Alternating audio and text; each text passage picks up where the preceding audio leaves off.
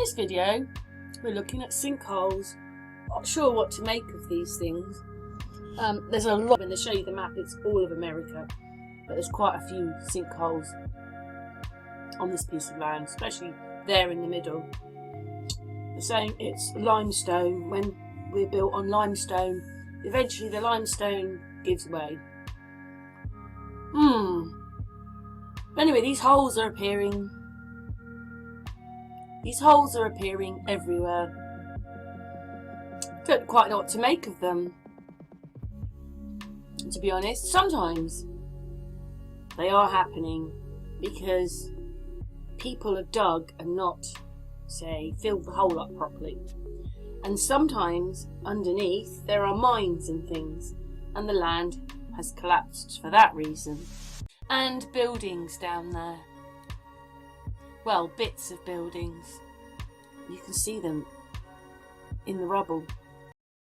To explain to us, because I had the question, I'm sure others at home did, why are we not calling it a sinkhole? There's depressions, sinkholes. Right. You think sinkhole is just kind of a common term. It's actually a really specific definition for what it takes for a sinkhole to form. It all has to do with the general makeup of the ground beneath our feet. The Florida Peninsula is actually a plateau of limestone, several thousand feet thick, that formed actually millions of years ago when the area was a warm, shallow sea. Kind of cool, huh? The three layers we're looking at here are limestone, followed by clay, and then a sandy soil on top. The layer of clay generally keeps the water from seeping through to the limestone bedrock below, but in some parts of Florida, that protection has worn away, exposing the porous limestone. When it rains, the already slightly acidic rainwater becomes even more acidic as it moves through decaying plant debris in Florida's sandy soil. The rainwater will make its way to the limestone and is then able to percolate through it. Over eons, this acidic water dissolves and carries away the limestone, creating extensive natural underground voids and caverns. Eventually, there comes a point where the land from above the cavity can't support the weight from above and everything collapses into the hole, or sinkhole. This naturally occurring process is just one of many ways the ground can collapse or depress. And that's where we get the term depression. It's the gradual or sometimes sudden sinking of the Earth's surface from the movement of natural or man-made materials underground. And that's to say, all sinkholes are depressions, but not all depressions are sinkholes. Depressions can form several ways, including drainage of organic soils, broken sewer or underground pipes, and buried trash or other debris. While some holes in the ground can mimic a sinkhole, it takes licensed professional geologists or engineers to verify the true cause of the depression and officially declare it a sinkhole. So at this point, you're probably saying, why does all of this matter, right? Depression, sinkhole. Well, because of that specific difference, if it's natural or maybe man-made, sinkholes would normally be covered by insurance.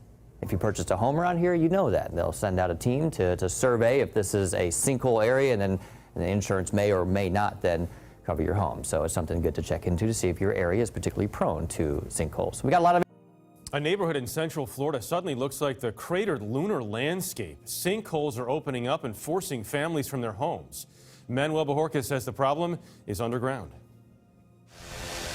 At least a dozen sinkholes have opened up in the central Florida subdivision over the past week, enough to drain an entire retention pond and force the evacuation of 8 nearby homes as a precaution. We've been dealing with so much, scared to death to lose our home right now.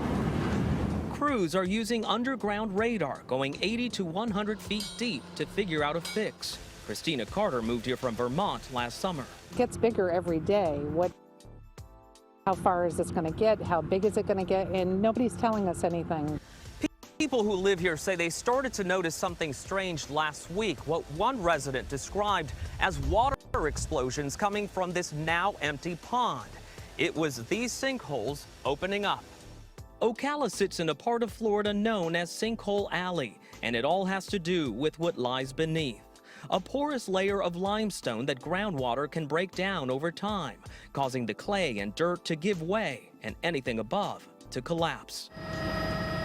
In 2013, near Tampa, a man was killed when a sinkhole opened under his bedroom. Geologist David Wilshaw. The soils and rocks have been there for millions of years, so it's just that the development has come into the area. What was previously just open pasture land is now obviously a heavily developed subdivision. A worst-case scenario is that these sinkholes continue to lose ground to the aquifer below, leaving open the possibility they could continue to grow and eventually merge. Jeff? Striking drone shots there, Manuel. Thank you. Back now with that massive sinkhole wreaking havoc in Florida over the weekend. 2 homes destroyed after the ground just opened up. ABC's newest correspondent, Victor Oquendo, is near the scene in Land O'Lakes, Florida. Good morning, Victor. Good morning, Robin. Crews have been very busy. One of the first things they did, set up a perimeter. They put this fence up. They took down part of it to give us a better look this morning. As you take a look, there's that sinkhole just feet away from where we're standing. And now as we look above from our drone, you can see all the debris inside part of the house that's left standing, that green bathroom, all that roofing, even a boat. And crews are being told they have to wait a few more days until they start the cleanup process. This morning, a massive sinkhole just north of Tampa, Florida, swallowing and destroying 2 homes. Watch the moment neighbors capture this roof come crashing down. The sinkhole now stable, officials say. 5 homes remain evacuated, but now the big concern, water contamination. Officials testing the drinking water of at least 15 homes in the area. How long before life returns to some kind of sense of normalcy? We're probably looking at several months before we can get this back to situation normal for these folks. Pasco County emergency officials calling it the biggest sinkhole in at least 3 decades. The gaping sinkhole is 225 feet wide and 50 feet deep. You can see from our drone all that's left of a bathroom, roofing, and even a boat. A disaster area now filled with mud, sewage, and toxic debris. I see a big hole and I see a lake, and I see that we're in the middle of it, and that's probably not a good thing. Sinkholes occur when limestone underground gets eaten away by water, creating a cave, and the weight above becomes too heavy. Eventually, the arch roof gets so thin that it can't handle the weight of what's above it. While this one outside Tampa is unusually large, sinkholes are a common problem in Florida. More than 3,500 spread across the state. According to the United States Geological Survey, over the last 15 years, sinkholes cost at least $300 million in damage per year on average nationally. However, since there is no nationwide tracking of sinkholes, they believe that number may actually be higher. The water levels have come down by a few feet, but there's actually a car that's sitting underneath the surface that might be plugging the sinkhole. The cleanup process will take some heavy equipment, dump trucks, possibly even cranes, and officials want to make sure that the ground is stable before they get that process going. It will likely be months before this area is back to normal.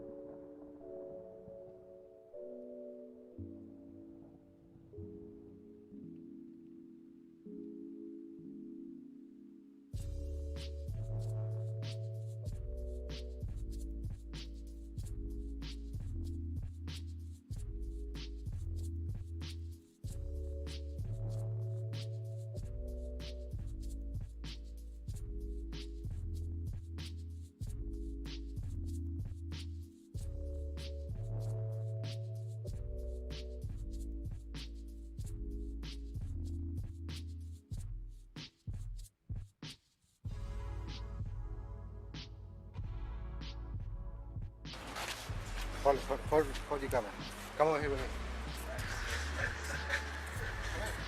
One at a time. I don't think I want to. No, he's coming over here.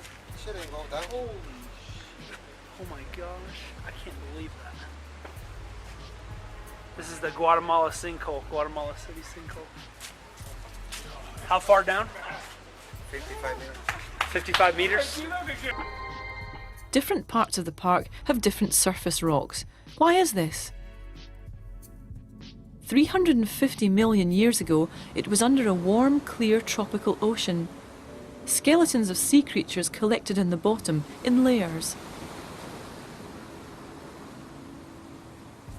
The sea became shallow and silty mud was laid down. Under its weight, the sediments were squeezed into limestone that cracked into vertical joints. Later, rivers washed sand into the sea. The mud hardened into shales, the sand into grit and sandstones. Then layers of younger rock built up on top. Earth movements cracked the whole crust along fault lines, and all this time erosion was shaping an undulating surface. Then in the last few million years, great ice sheets scraped away at the landscape. As they melted, they left sharpened peaks in some places and bare limestone in others. And the meltwater continued to run off over the fault line, cutting deep coves and gorges. Since the last ice age, humans have changed the landscape too. If people hadn't settled here, this would be ash forest. Imagine the ground opening beneath you. This was China. The woman survived. In Guatemala, a yawning chasm reaches down into the depths. These are what are known as sinkholes. A highway torn open in Ohio. There's now a spate of these here in Britain. In Hemel Hempstead in Hertfordshire, this sinkhole appeared on Saturday, but today it's much larger. 20 families had to move out. Typically, Britain gets 1 or maybe 2 of these sinkholes every year. This month, so far, we've had 6. There are all kinds of reasons why they happen, but by far the most common cause is a sudden injection of water underground, adding so much strain that the ground literally breaks, just like here. What happens in sinkholes varies from place to place, but water is the key factor.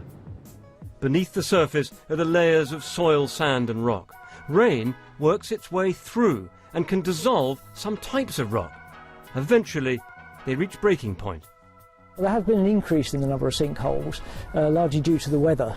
The water landing on sinkholes washes the fine material out and causes them to collapse. It also makes the ground heavier, so if it's a bit unstable, it's enough to just tip it over the brink and cause it to collapse. Across Britain, the red areas on this map are rocks which water can dissolve. It looks really bad, but some rocks are more vulnerable than others. Understanding this threat is vital. This is the M2 motorway in Kent. A stretch of it had to be closed. A driveway in High Wycombe earlier this month. The challenge is to know where's next.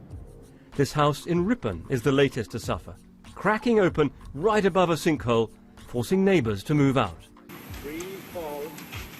In Louisiana, the moment a sinkhole opens up underwater, it's strong enough to swallow entire trees. The months of rain here in Britain have created some potentially dangerous conditions. David Schuckman, BBC News. See, under there seems to be like pillars. So maybe other structures down there, or they've been built on top of other structures. And I wasn't sure whether that one looked a bit more like a room in there. A bit more sort of square. I mean, there's a wall there.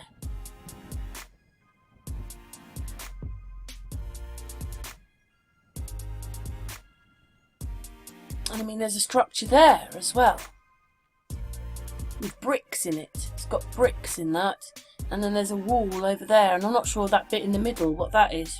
That's got bricks in it.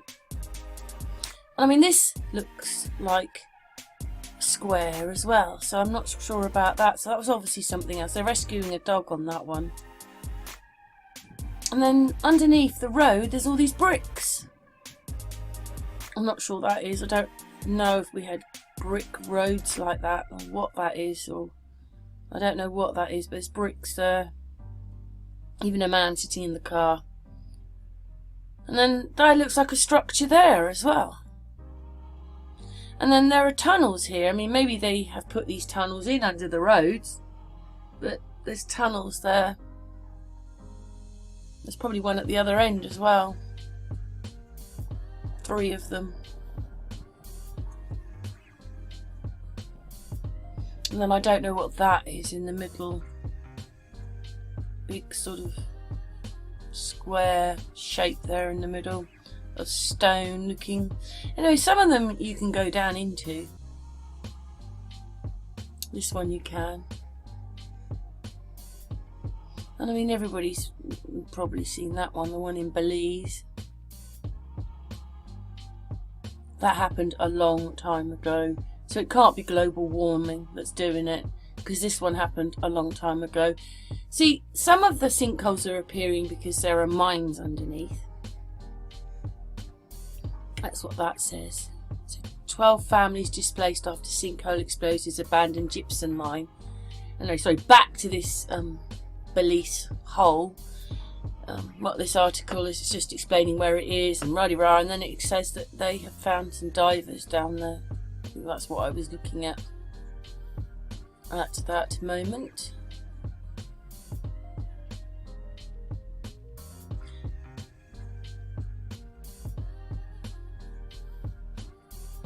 I think it explains it just there about there was 3 people who went missing in a group, but they found 2 of the bodies.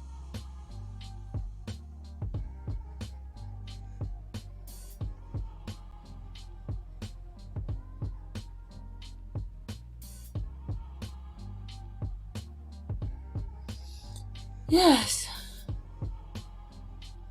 And there's a little bit more information. You can stop and read it if you want. Yeah, and that's supposedly a picture taken, 3D map down the bottom. It looks like that. But then we do have sinkholes in the middle of nowhere in Russia.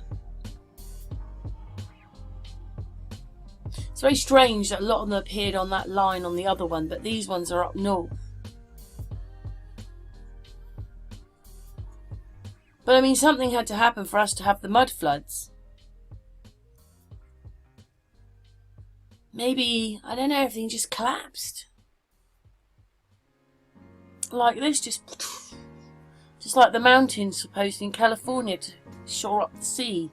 That's what Christian reckons happens at the water. You know, it's just like they went pop, and then the mountains all had shred everywhere. Anyway, this is a town in Russia that's got sinkholes and problems and so forth.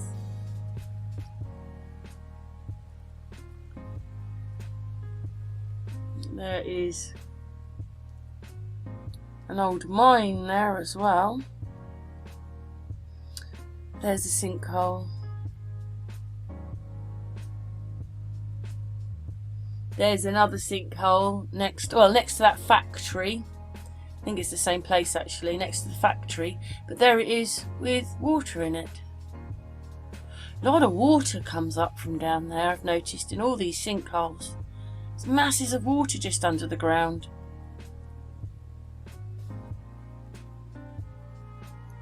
And there's loads of places in Russia that get sinkholes.